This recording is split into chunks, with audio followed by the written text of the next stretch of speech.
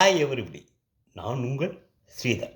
இன்றைய நாள் உங்களுக்கு சகல விதமான சந்தோஷங்களையும், அனுகூலங்களையும் அள்ளித் தரட்டும். வாங்க கண்டென்ட்குள்ள போலாமா? ஒரு தப்பான காரியத்தை செய்யும்போது மனசு வெட்கப்படணும், வேதனைப்படணும்.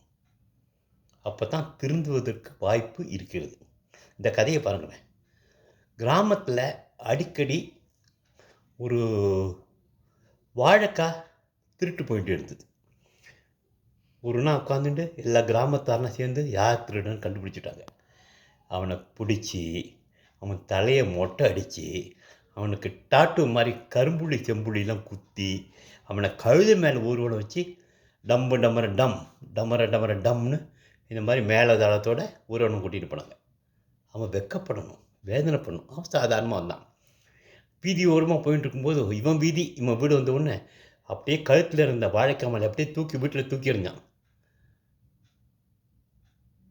போய் நான் ஊர்வலம் முடிச்சிட்டு வர்றேன், அதுக்குள்ளே நீங்கள் கறி பண்ணுங்க அப்படின்னு வீட்டுக்காரம்மாட்ட ஒரு அதிகாரம் போட்டான். அத்தனை பேரும் நொந்து நூடுல்ஸ் ஆகிட்டாங்க. என்னடா அதிகம் எப்படி பண்ணுறான்னு. திருடனாய் பார்த்து திருந்தாவிட்டால் திருட்டை ஒழிக்க முடியாது. Thank you guys. நாளைக்கு இன்னொரு பதிவில் சந்திக்கலாம். Thank you all.